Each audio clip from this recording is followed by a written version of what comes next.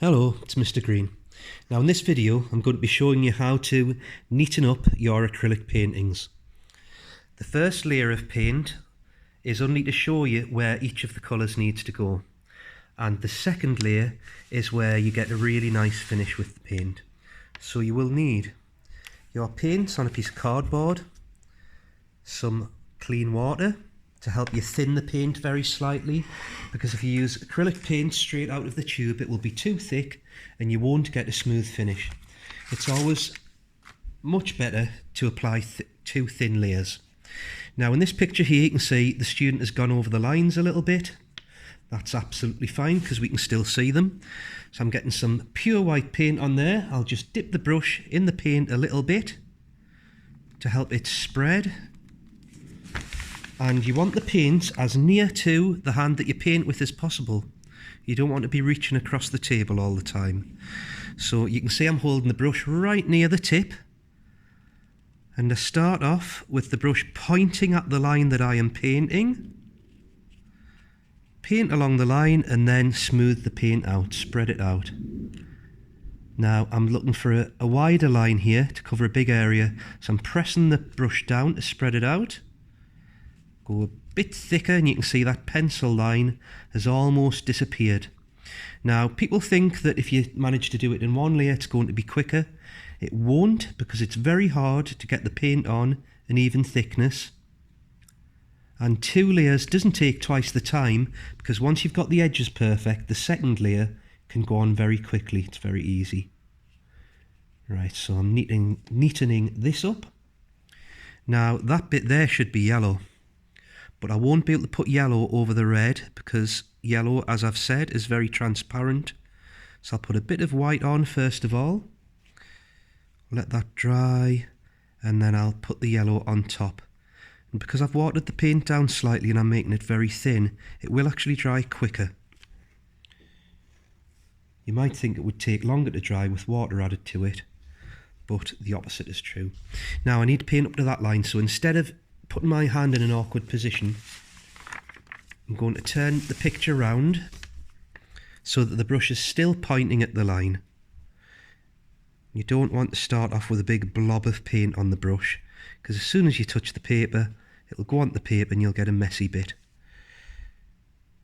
So take your time when you're doing this. Nice even brush strokes, overlap the previous brush stroke, and you can see that's nice and smooth and flat.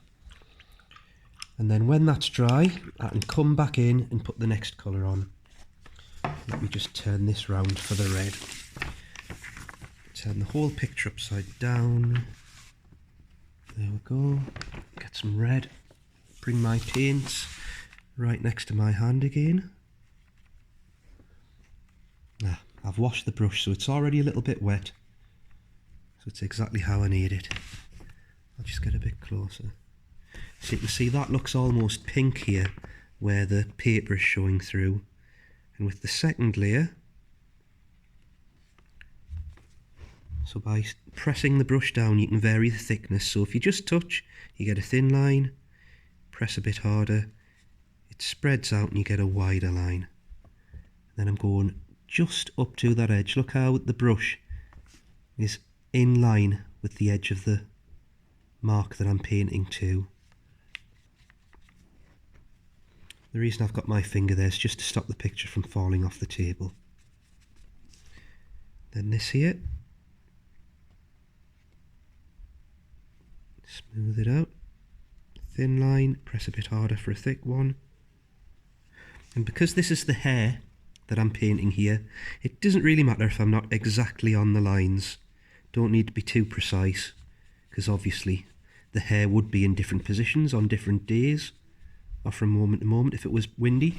But the eyes, you've got to get them perfect.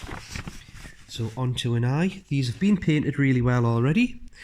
I just need to go around them with another layer. Look how I'm using the brush, making it flow.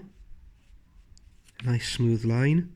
Brush is always pointing at the line that I'm painting up to. Smooth like that. Smooth, and then when I paint up to this line here, I'm going to turn it round so that the brush is still pointing at that line. You can see the student has gone way over the line there, which isn't a problem because red will cover the white easily. There we go. We've got a bit of a rough piece here, sorry, a rough area. I'll just smooth that out too. And you get a neater piece of work. And instead of noticing the brush marks when you look at it, you notice the quality of the painting and the image itself. So there you go. It's just a reminder, if you hold that's got too much paint on there. Just wipe it off. Get the tip of my brush nice and pointed. There you go. So place the point in there. You can come out, get a nice fine line, get rid of that bit of white there. And then for a thicker line, you can see I'm pressing it down, twisting it slightly. And then as I come around this corner, I'm rolling the brush. I'm actually twisting it between my fingers to make it go around the corner. And you can see that black line's still going to be showing through, isn't it? So to get rid of that, I'll just put a bit of white on, let that dry, and then the red will easily cover the white. It's not covering the black, but it will cover the white. There, just paint that line out there. Looks like a messy thing to do, but it is the right way to do it. And then you've got these little details here. Just clean my brush. In fact, I've got a couple of brushes here, so I'm swapping between different brushes for the different colours. Paint up to that line from that way.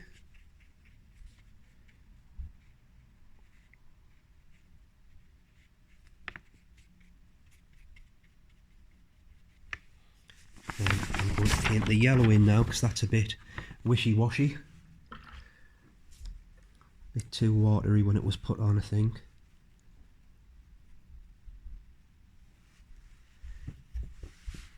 Now, with watercolour, if wet paint touches wet paint, it tends to run, but with acrylic,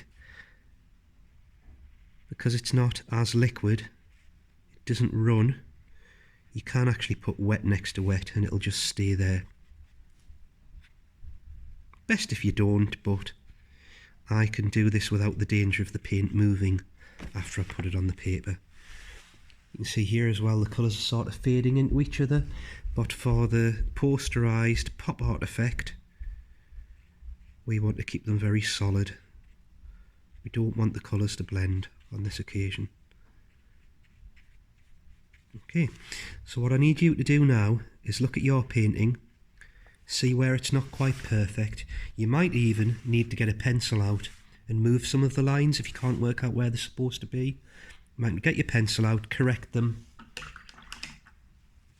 and then go back in with the paint. One last bit I'm going to do, you can see the eye there. Now I can see that paint's been quite dry when it's been put on, and that's why it's gone quite scratchy here. So I'll get mine, thin it down a tiny bit with water. I'm probably using 3/4 paint, 1/4 water. Get that edge nice and crisp. It's all about how you hold the brush, how hard you press, how much water you've got on, and the direction it's pointing as you move it. There you go.